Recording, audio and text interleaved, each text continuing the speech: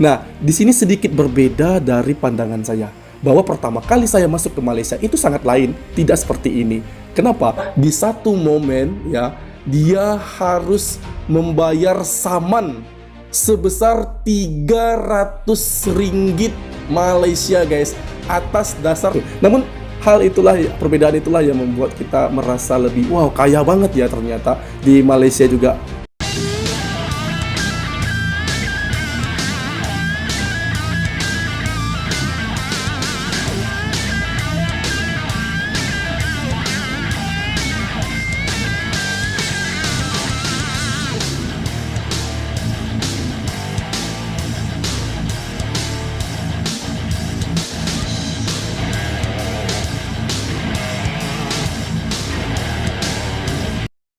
Assalamualaikum warahmatullahi wabarakatuh, and welcome back to my YouTube channel. Selamat datang, selamat berkunjung kembali ke channel ini. Halo guys, hari ini kita berjumpa lagi. Apa kabar Anda semua di sana? Saya ucapkan terima kasih banyak kepada Anda yang selalu setia menonton video-video dari channel Indra SFN ini guys. Dan bagi kalian yang baru berkunjung ya, silakan kalian support juga dengan mengklik tombol subscribe dan aktifkan notifikasi bel agar tidak ketinggalan update video terbaru dari channel ini. Terima kasih atas kunjungan Anda semua. Baik, di sini ada satu cerita terbaru lainnya guys, yang tidak kalah seru dan menariknya. Tentang hal apakah itu? Oke, ini terkait tentang culture shock orang Indonesia yang baru first time masuk ke negara Malaysia. Nah, di sini dia ada banyak hal-hal yang mengagetkan ya sewaktu dia masuk negara Malaysia, tepatnya di Johor Bahru. Apa yang dia temukan di sana, apa yang dia rasakan di sana, hal yang berbeda yang membuat dia sangat shock dengan beberapa hal yang akan dia bahas ini.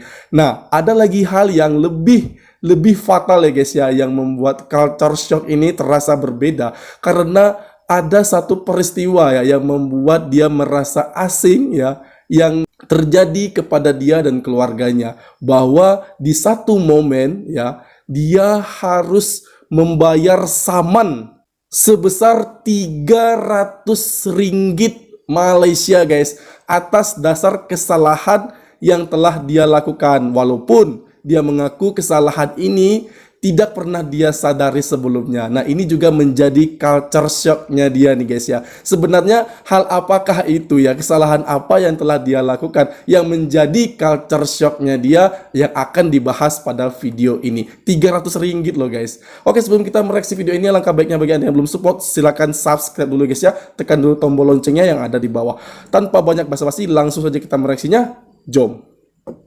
Halo teman-teman semuanya, selamat datang di YouTube channel Nasib Family. Apa kabar kalian semuanya? Aku harap kalian sehat-sehat selalu, bahagia selalu dimanapun kalian berada. Amin. Di video kali ini aku pengen sharing sama kalian pengalaman aku waktu baru pertama kali tinggal di Malaysia. Pasti dong ya, setiap orang kalau misalnya pindah ke satu negara yang belum pernah kita tinggalin sebelumnya, pasti ada yang namanya culture shock ya kan ya. Dan aku pengen sharing sama kalian, apa aja sih culture shock yang aku alami waktu aku baru pertama kali datang ke Malaysia. Sebelum aku lanjutin, aku pengen disclaimer dulu nih teman-teman. Mungkin sebagian dari kalian belum ada yang tahu. Nah, nama aku Mawar ya, dan asal aku dari Indonesia. Aku pengen kasih tau kalian kalau aku dari kecil itu tinggalnya di Batam. Jadi kalau misalkan aku sharing tentang culture shock ini, mostly itu karena aku compare dengan tempat yang aku tinggal sebelumnya di Batam ya teman-teman ya. Jadi ini berdasarkan pengalaman pribadi, pendapat pribadi, oke? Karena setiap orang pasti punya pengalaman yang berbeda, tempat tinggal yang berbeda dan sebagainya. Jadi ini purely dari pengalaman pribadi aku sendiri, oke? Nah, apa-apa aja sih culture shock yang aku alami, Cile, ya kan? Jadi ada beberapa yang pengen aku sharing. Yang pertama itu adalah makanannya ya. Kok shock sih? Padahal kan makanannya itu kurang lebih sama kan ya. Nah, kalau menurut pengalaman pribadi aku nih teman-teman, aku tuh waktu di tempat aku tinggal sebelumnya itu cenderung makanannya itu asin-asin, dan aku juga doyan yang gurih dan asin seperti itu kan ya. Jadi makanan kita itu sebelum aku pindah ke Malaysia itu kalau nggak yang pedes banget, rada asin dan gurih banget gitu kan ya. Nah, waktu aku tinggal di Malaysia, tepatnya di Johor ya, di Johor Bahru, aku tuh sempet yang kangen banget sama makanan di tempat aku tinggal sebelumnya. Karena di sini makanannya itu Chinese food, Indian food, sama Malay food kan ya. Jadi nggak ada kayak makanan yang aku sering makan, misalnya dulu kayak ayam geprek. Ada sih ayam geprek, tapi menurut aku pribadi rasanya beda ya kan. Terus kayak ayam bakso, ketoprak, itu tuh aku tuh rindu banget gitu kan ya. Nah, sementara waktu aku pindah ke sini ya, especially di tempat aku tinggal ini, aku coba berbagai macam makanan, tapi karena di sini orangnya nggak terlalu suka yang asin-asin, itu kerasa banget sama aku waktu itu ya kan. Jadi aku waktu itu sempat kayak 1 tahun itu penyesuaian. Tapi sekarang setelah aku tinggal hampir 5 tahun di sini, aku terbiasa dengan makanan di sini, dan porsinya di sini tuh aku bilang banyak ya makanannya Setuju, tuh ya. setuju. Terus ingredients-nya atau bahan-bahannya bisa dibilang segar-segar, dan harganya kalau aku compare di tempat aku tinggal sebelumnya, kadang aku malah ngerasa kayak kok lebih murah gitu loh. Lebih Ada beberapa murah. makanannya tuh kayak sampai aku tuh shock teman-teman. Shock. Kalau misalnya di sini tuh ada Oke, kita tempat pause jual dulu di makanan. sini, pause. Dan pengalaman Aka ini ternyata hampir sama dengan yang saya alami ya saat saya berada di negara Malaysia. Yang mana sebelumnya saya menyukai makanan yang sedikit asin dan agak pedas-pedas ya, yang biasa saya konsumsi. Tiba di Malaysia itu makanannya yang berbeda yang membuat saya shock juga guys. Yaitu makanan dengan hidangan yang memakai kari dan kari guys. Nah, tapi menarik ya, rasanya juga enak, namun belum sering atau belum pernah saya alami sebelumnya. Ini adalah suasana yang berbeda. Oke, baik. Ya, Chinese food, aku sukanya Chinese food soalnya. Kalau kita makan nasi, sayur, sama lauk, itu bisa dapet, waktu aku dulu ya, 5 tahun yang lalu tuh bisa dapet 7 ringgit. 7 ringgit ya. Udah sayur, abrek, nasi, sama lauk. Sekarang sekitar 8 ringgit gitu ya. Jadi aku bener-bener shock ya. Terus ini kan lebih banyak juga kan masyarakatnya yang backgroundnya India. Makanannya enak-enak, mulai dari makanan ibaratnya. Aku baru tahu sih kayak ternyata India itu kan juga banyak ininya ya, sukunya ya. Ada Punjabi, ada segala macam lah jenisnya, aku lupa. Tapi yang paling aku ingat karena aku paling suka tuh jenis masakan India Punjabi itu enak banget. Biryaninya, karinya, biryani, semuanya enak. Bahkan banyak yang aku nggak pernah makan sebelumnya. Sampai aku tuh kayak salah satu makanan favorit gitu. Terus ya banyak sih yang enak-enak gitu. Kayak banyak makanan Arab, makanan Jepang, apalagi banyak sushi atau apa segala macem, banyak banget. Jadi awal-awal memang agak shock gitu ya karena penyesuaian rasa. Tapi sekarang malah jadi pengen makan terus. Lucu ya. Nah itu dia soal makanan teman-teman. Nanti kebanyakan soal makanan ini jadi kayak kuliner ya kan. Oke, next. Nah itu yang pertama, culture shock yang pertama. Terus yang kedua, bahasa. Kalau di sini bahasanya itu bahasa Inggris sama bahasa Melayu. Kalau bahasa Melayu itu kan kurang lebih sama ya kayak bahasa Indonesia. Cuman terkadang karena mungkin kita nggak familiar, apalagi aku nggak familiar kayak di dunia perkantoran atau di dunia pemerintahan atau misalnya di kehidupan masyarakat, kan kita di tempat aku tinggal dulu kan rata-rata bahasa Indonesia ya kan ya. Jadi di telinga aku tuh nggak terlalu sering dengar bahasa Melayu, apalagi yang baku. Jadi waktu aku kesini, aku tuh suka banget nanya balik kayak kurang denger gitu. Pasti kalau misalnya orang ngomong tuh aku selalu ngomong sorry, excuse me, apa ya kak? Sorry kak, tak dengar. Oh, Paham, kurang aku selalu kayak gitu. paham. Ya itu yang kedua ya. Dan itu tuh cukup menegangkan buat aku yang ibaratnya gini. Aku dulu nggak pernah merantau ya teman-teman. Jadi kalau teman-teman tahu, aku tuh dari TK, SD, SMP, SMA sampai gede sampai kemarin terakhir nikah itu aku di Batam. Jadi aku nggak pernah merantau keluar Batam. Jadi inilah perantauan terjauh aku sekali. Sebentar guys, sebentar. Gitu kan ya. Jadi Kita culture pause dulu.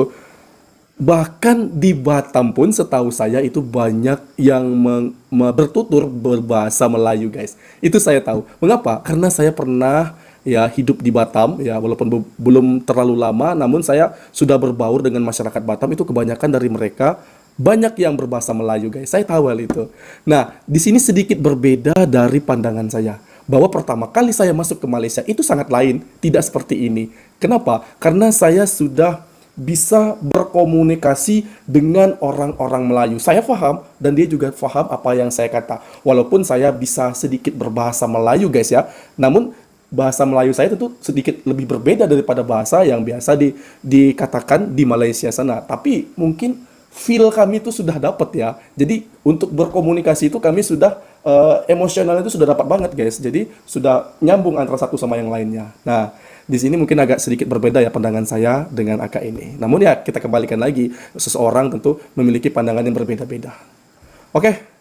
Baik. Itu aku benar-benar ngerasa kayak agak kaget gitu. Tapi sekarang udah biasa, udah ngerti dan udah tahu menyesuaikan aksennya gitu ya atau logatnya, udah familiar lah, udah biasa banget buat aku sekarang. Jadi nggak terlalu canggung. Nah yang ketiga nih teman-teman, kalau Laundry. di tempat aku dulu sebelumnya tinggal itu laundry itu kan di mana-mana berserak ya teman-teman. Dan kita tuh kan dicuciin sekalian disetrikain rapi bersih gitu ya. Jadi waktu aku pindah ke sini. Jadi waktu aku pertama kali tinggal di rumah gitu ya. Jadi waktu itu kita masih rumah kita masih kosong. Jadi waktu itu baru pertama kali di mesin cuci segala macem gitu kan ya. Jadi aku kepikiran ya udahlah kenapa nggak di laundryin aja guys, sekalian disetrika. Ternyata di sini laundrynya itu beda. Gitu Layan kan, ya. diri. Jadi panggilnya Dobi layan sendiri gitu ya. Dobi itu artinya laundry gitu. Jadi di sini tuh yang pakai koin itu loh ya, yang washing mesinnya itu berjejer. Terus dari berapa kilo, koinnya udah berapa. Di sini nanti yang nyuci, sebelah sini yang keringin. Nah seperti itu. Jadi dia nggak ada yang disetrikain. Nah kalau laundry yang dicuciin sama disetrikain atau dry cleaning itu kalau di tempat aku sebelumnya tinggal tinggal itu seperti kayak private sek gitu. Of course kan lebih mahal kan ya, sementara kan aku baju-baju yang pengen dicuci itu kan baju-baju rumah aja gitu kan ya. Nah itu aku kayak kaget, ya berarti ya udah aku harus nyetrika sendiri kan, apalagi waktu itu baru-baru tinggal sini kan aku masih Lebih kerja, mandiri gitu. ya. Itu hal ketiga yang bikin aku agak shock juga gitu. Yang keempat ya, di sini tuh lebih banyak mobil ketimbang kereta.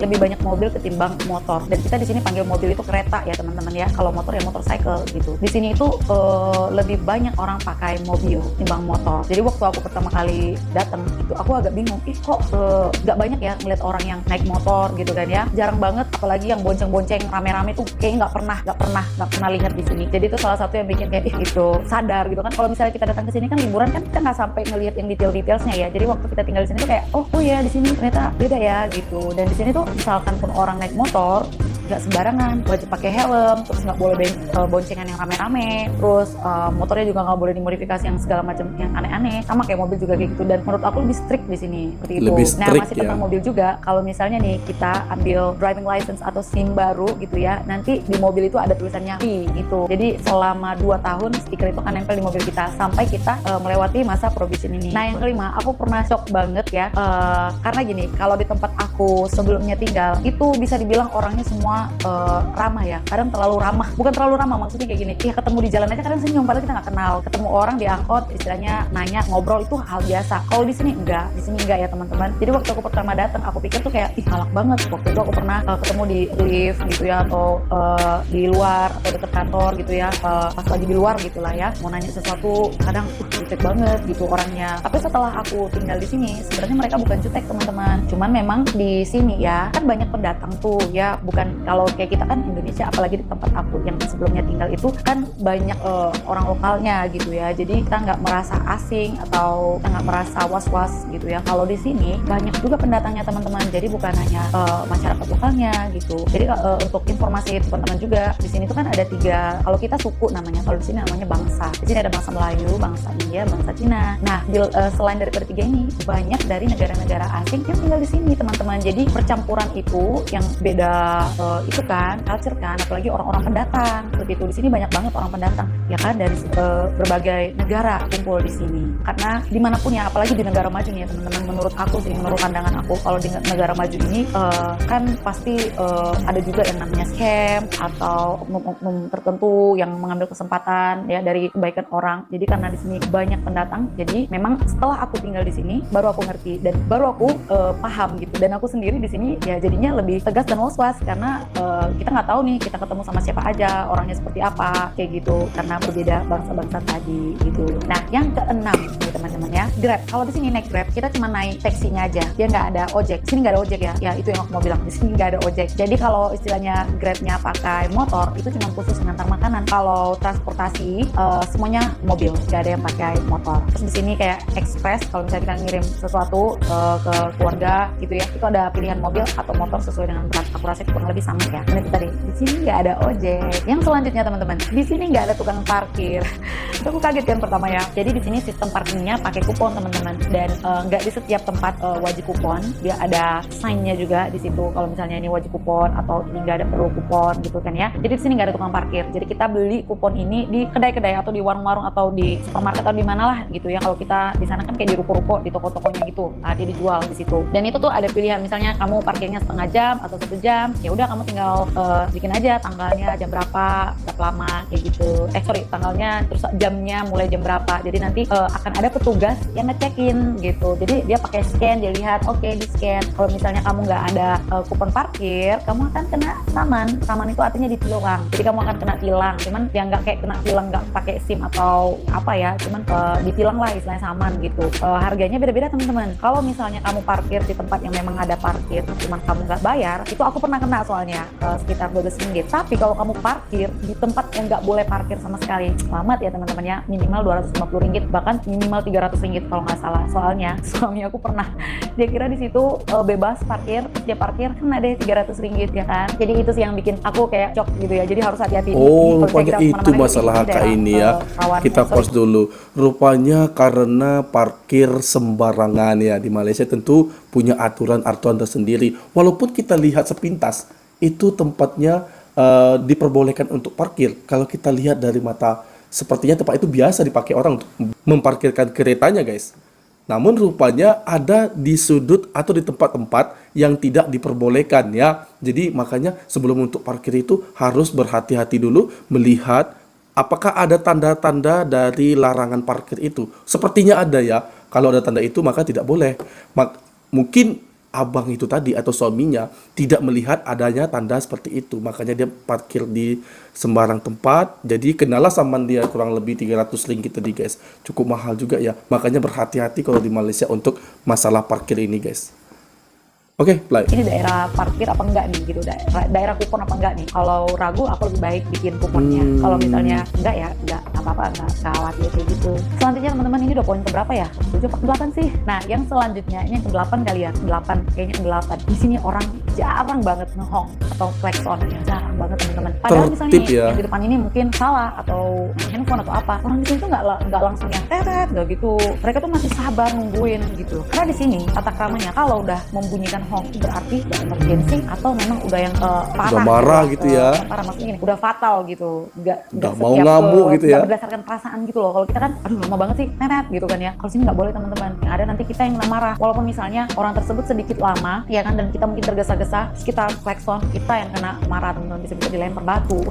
Ya, karena di sini orangnya semuanya tertib banget. Jadi kalau kalian lihat ya, cara mereka membawa kendaraan juga sangat tertib. Nggak ada yang nyalip-nyalip ya, nggak ada yang curi-curi ya. Terus kecepatannya itu sesuai, nanti misalnya di highway kamu kecepatannya berapa gitu kan ya. Terus kalau misalnya nih teman-teman, kamu yang salah ya, saya kamu nyuri jalan misalnya, harusnya yang lurus dulu ya. Kita kan yang jalan duluan kan harusnya yang lurus dulu nih. Terus tiba-tiba dari samping ini main masuk aja. Kalau dia yang lari lurus ini nabrak kamu yang nyuri jalan, yang kena tilang itu kamu, yang harus bayar ganti rugi itu adalah kamu, bukan yang dari lurus. Jadi di sini hukumnya tegas banget ya. Itu dia tegas banget ya guys. Selanjutnya di sini itu setiap negeri, dia panggilnya negeri sih. Kalau mungkin kita di Indonesia bilangnya provinsi, kali ya. Setiap negeri itu punya benderanya masing-masing teman-teman, ya kan? Nah jadi bendera Malaysia ada yang sering kita lihat, tapi kayak Johor sendiri dia juga punya benderanya sendiri gitu. Nanti provinsi atau negeri yang lain juga punya benderanya sendiri. Jadi cukup unik ya teman-teman. Aku kalau ini bukan shock sih, cuman kayak interesting aja gitu. Oh ada benderanya sendiri gitu. Yang selanjutnya tata tertib di toilet ya. Waktu aku pertama datang kali ke sini itu sama kurang lebih kayak Singapura ya. Mereka tuh sangat tertib tata kramanya ya teman-teman. Jadi sekalipun kita lagi di toilet ya teman-teman, mereka wajib ngantri. Jadi misalnya nih kita mau ke toilet nih, di dalam ada sekitar